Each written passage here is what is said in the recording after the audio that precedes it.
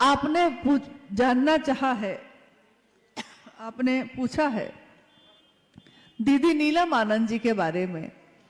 27 जुलाई 1952 को झारखंड में एक जिला है पलामू, वहां के मनातूगढ़ में दीदी माँ का जन्म एक जमींदार परिवार में हुआ।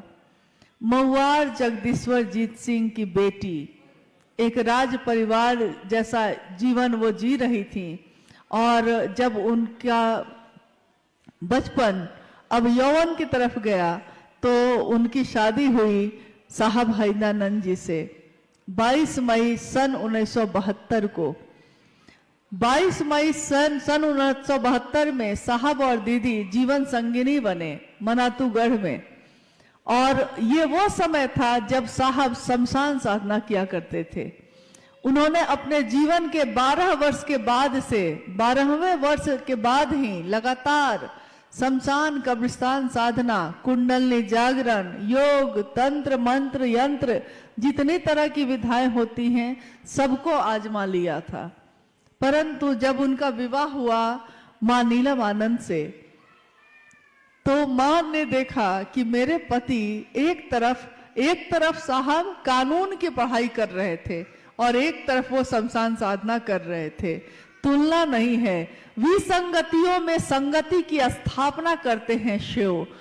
इसी तरह उनके जीवन को भी देखते हैं हम लोग तो अनमिल आखर जैसा है, विसंगतियों में ही संगति की स्थापना है। उन्होंने शमशान साधना भी जाना जारी रखा और साथ साथ उन्होंने कानून की पढ़ाई भी करना जारी रखा। सन 1974 में जब साहब श्री ने शिव को अपना गुरु बनाया, आरा के गांगी नामक स्मशान में जब वो बैठे थे अर्धरात्रि में, और अर्धरात्रि में उनके मन में ये आवाज गूंजी थी कि गुरु भगवान होते हैं तो भगवान गुरु क्यों नहीं है। उन्होंने शिव को अपना गुरु बनाया था। 1974 के बाद लगातार 1981 तक, जब तक कि साहब बीच में डिप्टी कलेक्टर हुए, बिहार प्रशासनिक पद पे पदाधिकारी हुए और पाटन में उनकी पोस्टिंग हुई। पाटन में बहुत सारी चमत्कारिक घटनाएं हुई। मां नीलम आनंद जी के बारे में इतना ही कह सकते हैं कि उन सारे चमत्कारों की घटनाओं को जो घटित हो रहे थे उसमें उनकी सबसे ज्यादा भूमिका थी, क्योंकि स्वयं भगवती स्वरूपा, शक्ति स्वरूपा मां नीलम आनंद के लिए कुछ भी कहना उनके व्यक्तित्व को बहुत छोटा साबित करता है। उनके बारे में अगर कुछ कहना चाहे कोई तो कह नहीं सकता, उसके शब्द कम पड़ जाएंगे और उनकी ममता बहुत भारी पड़ जाती है। माँ की ममता का कोई मोल नहीं, माँ की ममता शब्दों में बांधी नहीं जा सकती। माँ जो ममता बरसाती है वो ममता ही बरसाती रही। स्वयं उनके शक्ति या उनके आध्यात्मिक जो शक्ति है उसका आकलन कोई करना चाहे तो जगत का लोग नहीं कर सकता, क्योंकि ऐसी कितनी घटनाएं हैं जो ये बताती हैं कि उनके मन से या उनकी बात से क्या हो सकता है, क्या हो जाता है। उन्होंने जो कहा सो घटित हो गया, जो चाहा सो हुआ। उन्होंने कहा था एक दिन जब 13 लोग थे मात्र, शिव गुरु महोत्सव पहला 13 व्यक्ति, और उस दिन साहब ने कहा था कि आज जो 13 लोग हैं एक दिन 13 करोड़ होंगे। मां नीलम आनंद जी ने कहा था कि आज जो शिव शिष्यता है एक दिन ऐसा आएगा कि देखनिहार को धरनिहार नहीं होगा, देखने वाले गिर जाएंगे, मंजिल इतनी बड़ी होगी, इमारत इतनी बुलंद होगी, शिव की शिष्यता इतनी व्यापक होगी। सोचिए ये कब की बात है, ये 1982 की बात है और आज 2025 में हम लोग बैठे हैं। करोड़ों शिव के शिष्य आज जीवन में शिव को जीते हैं, रहते हैं शिव बन के, जीते हैं शिव बन के, बनते हैं शिव। और ये सब किसके कारण हो सका? तो साहब और दीदी के कारण हो सका। आपने पूछा है कि मां नीलम आनंद जी के साथ मेरा जो समय गुजरा, मेरा जो सानिध्य मुझको प्राप्त हुआ तो मैंने क्या अनुभव किया है, मेरी अनुभूति क्या है। मुझको उनका सानिध्य मिला और उसके बाद तो कुछ भी याद नहीं, भूल गया सब कुछ, याद नहीं अब कुछ, सब कुछ जैसे कोई भूल जाता है। मैं अक्सर हंसी में कहती थी, जब जो माँ जिसने मुझको जन्म दिया वो कभी कभी माँ नीलम जी से मेरी शिकायत करती थी, कहती थी कि बेटी है मेरी और मुझको फोन करके हालचाल भी नहीं पूछती है। तो मैं हंस के कहती थी उनको कि मैं तो भूल चली बाबुल का देश, पिया का घर प्यारा लगे। पिया का घर यानी माँ का वो आश्रय, वो आंचल, साहब का वो आशीर्वाद, इसके सामने अब दुनिया में कुछ भी याद ही नहीं रहता था। तो जब याद ही नहीं रहता था तो बात कैसे करे, इस पे वो रोने लगी। तो माँ ने मुझको बहुत समझाया, कहा कि अरे वो माँ है, तुम्हारी माँ है। मैंने कहा कि माँ मैं अपने दिल की बात कह रही हूँ, मुझको कोई याद ही नहीं रहता, जब आपके साथ हूँ तो और किसकी याद आती है। तो माँ हंसने लगती। कितनी यादें हैं, कितनी स्मृतियां हैं, लेकिन यही कहूंगी कि उनकी अनुभूतियों को शब्दों में बताना नामुमकिन है, मुश्किल है, संभव नहीं है। फिर भी उन्होंने जो दिया है, उन्होंने किसी में कभी भेद नहीं किया। मैंने देखा माँ नीलम जी को कि उनकी 3 संतान यानी 2 बेटे 1 बेटी है, परंतु उन्होंने हम सबको, सभी शिव के शिष्यों को, शायद आपने सुना भी होगा, मेरी शादी जब हुई उस दिन ही मंडप पे ही मेरे शिव के शिष्य होने की घोषणा हुई थी। सभी शिव शिष्यों को माँ नीलम जी ने एक जैसा ही प्रेम दिया, कभी भेद नहीं किया। तो शिव के लोग शिव जैसे ही होते हैं, शिव कभी भेद नहीं करते। शिव के आंचल में, शिव की गोद में देवता भी बैठते हैं, राक्षस भी बैठते हैं। शिव अगर अमृत देते हैं तो वो सबके लिए देते हैं, वो किसी एक को चुनकर नहीं देते। तो साहब और माँ नीलम जी ने सबको एक समान रूप से अपना दान दिया, अपना आशीर्वाद दिया। ये चाहा कि हम शिव के शिष्य बने, हमेशा बने रहें। माँ नीलम जी के साथ एक कार्यक्रम में जब वो गई थी तो उन्होंने कहा था उस कार्यक्रम में कि मैं शिव की शिष्या हूँ, मैं आपके लौकिक कांटों को चुन लूंगी। मतलब आपके जो लौकिक जगत है सबको कहा कि आप सब जो शिव के शिष्य हैं, आपके जीवन के लौकिक कांटों को, कष्टों को मैं चुन लूंगी, छाया बनकर आपके साथ सदैव रहूंगी, बशर्ते गुरु कार्य में बेईमानी नहीं। ये बात उन्होंने बार बार कही कि एक शर्त एक ही है मेरी कि गुरु कार्य में बेईमानी मत करिएगा, गुरु का काम, गुरु का नाम गुरु के लिए लीजिएगा, गुरु के ही होके रह जाइएगा। और छाप तिलक सब छीनी रे तो से नैना मिला के। हम सारे छाप तिलक जो जगत के हैं भूल जाते हैं जब हमारा मन शिव से लगता है। तो हम सब शिव के शिष्य बने रहें और कुछ नहीं है, हाँ, चलते रहें। जीवन में जब भी मिलना हो इसी तरह गुरु भाई गुरु बहन बन के हम लोग मिलते रहें। कुछ अपने हैं, कुछ क्या कहेंगे, कुछ कांटे हैं, कुछ कलियां हैं, और इन कांटों और कलियों के बीच ही शिव की शिष्यता है। शिव की शिष्यता कीचड़ में कमल के जैसा है।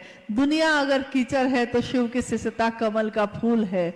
दुनिया अगर कांटे चुभाती है तो महादेव की असीम दया कांटों पे चढ़ के गुलाब को खिलाती है। दुनिया गुलाब को देखती है, कांटों को कोई देखता भी नहीं।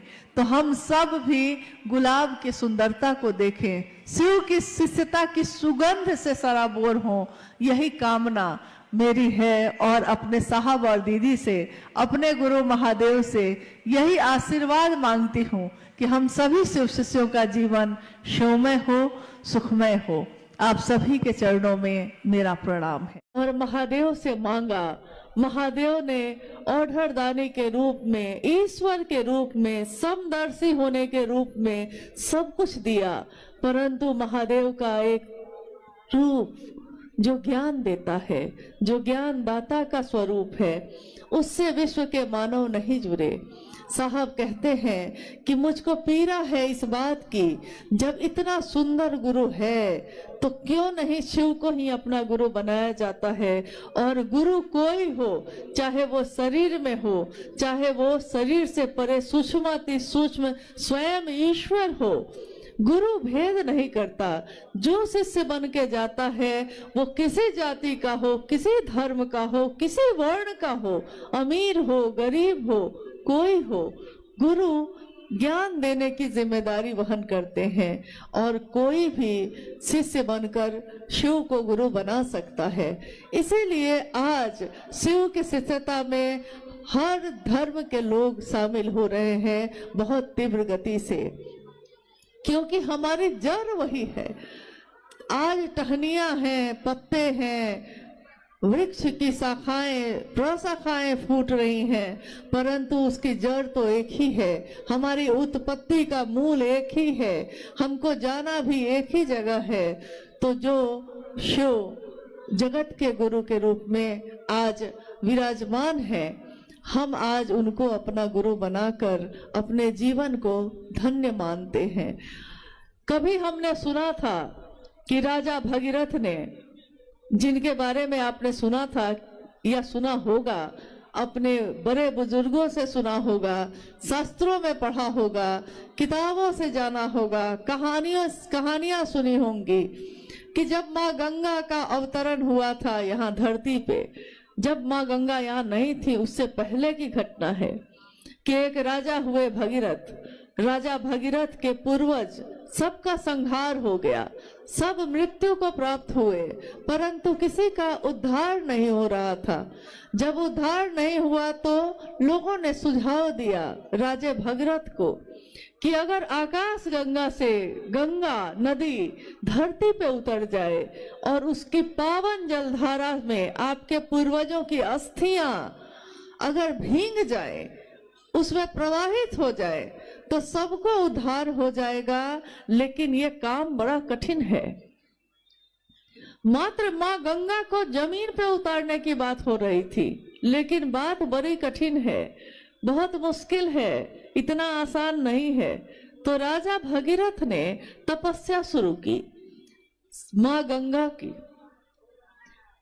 कितने वर्षों के कठोर तपस्या के बाद गंगा प्रकट होती हैं। राजा भगीरथ गंगा से कहते हैं कि माँ, आप धरती पे उतर आइए, मेरे पूर्वजों का उद्धार होगा। माँ गंगा कहती हैं, क्योंकि उस समय उनके जल में, उनके जल की धारा में बड़ा प्रवाह है, बहुत तेज है, बहुत तीव्र है वो। तो उन्होंने कहा कि भगीरथ, मैं उतर तो आऊं धरती पे, परंतु धरती में इतनी ताकत नहीं है कि वो मेरे इतने तीव्र, इतनी तेज गति को बर्दाश्त कर सके। अगर मैं इस गति से उतरी धरती पे तो पूरी धरती डूब जाएगी, कुछ भी बचेगा नहीं। इसलिए मैं उतरना तो चाहती हूँ, उतर नहीं सकती, मेरी गति बहुत तीव्र है, इसको पृथ्वी धारित नहीं कर सकेगी।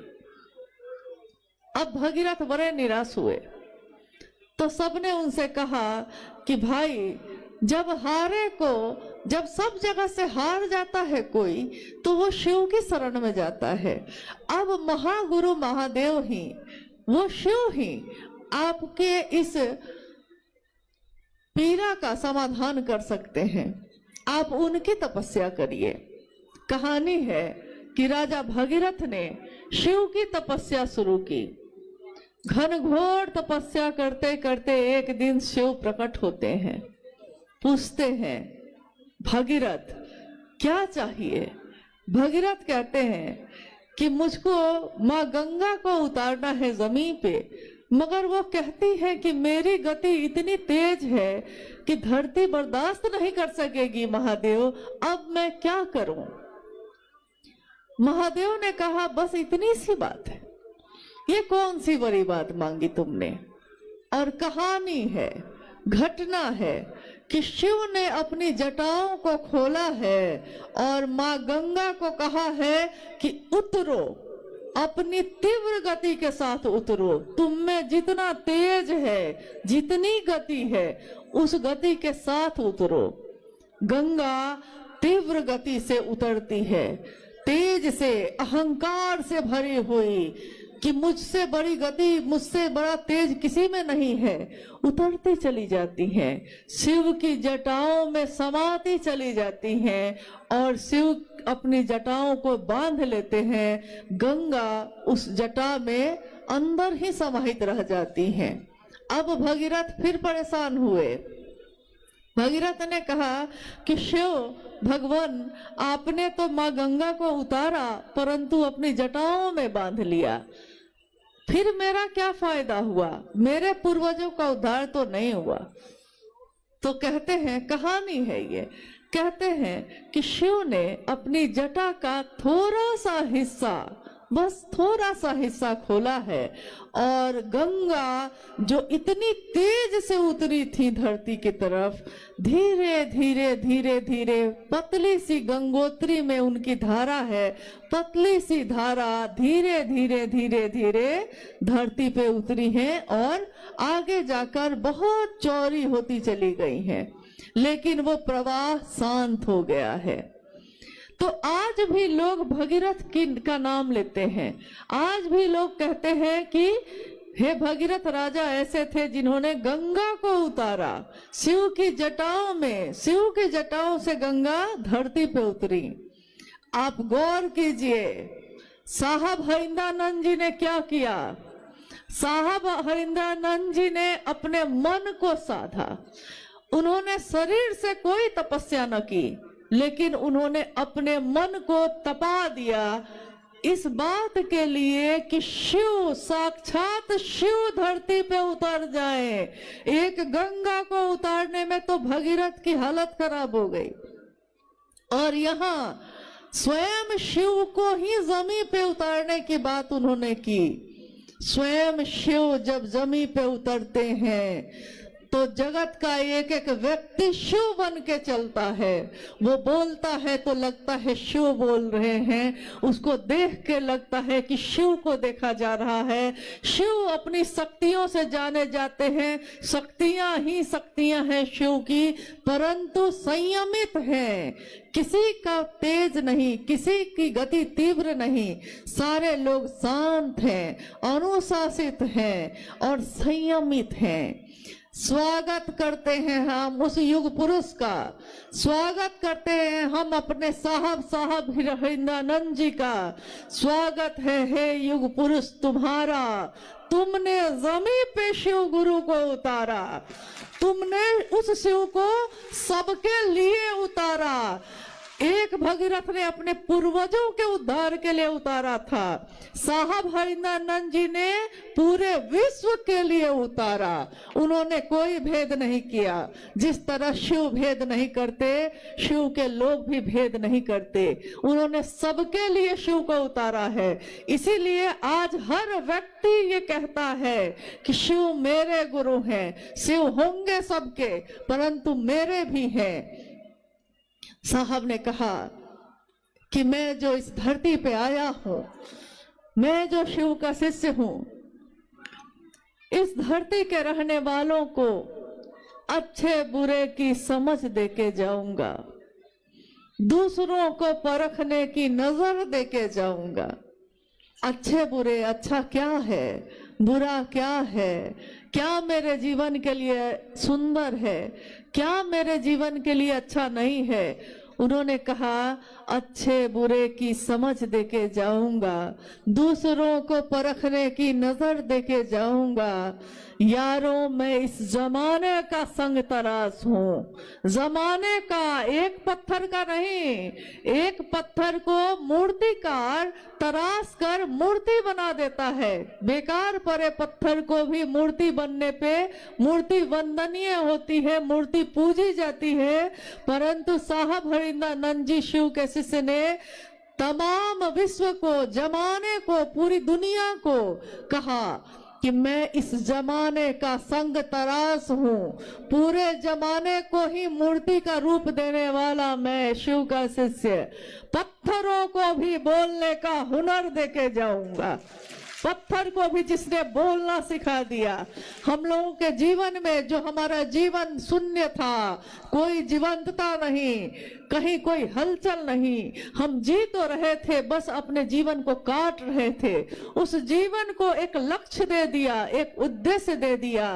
लक्ष्य विहीन जीवन एक जानवर जीता है, परंतु इंसान, उसको अगर एक लक्ष्य मिल जाए तो इंसान में इतनी ताकत होती है कि अगर उस इंसान को आध्यात्मिक ऊर्जा मिल जाए तो आध्यात्मिक ऊर्जा के संचरण से वो चंद्रमा पे भी पहुंचता है, वो मंगल पे भी पहुंचता है, वो अंतरिक्ष में भी विचरण करता है, वो आकाश में उड़ना सीख जाता है, वो पाताल में जाना सीख लेता है, वो समंदर में सुरंग बनाना सीख लेता है। अगर आध्यात्मिक ऊर्जा हो तो वो धरती के सारे लोगों को एक सूत्र में बांधता है, जिस तरह साहब श्री ने माँ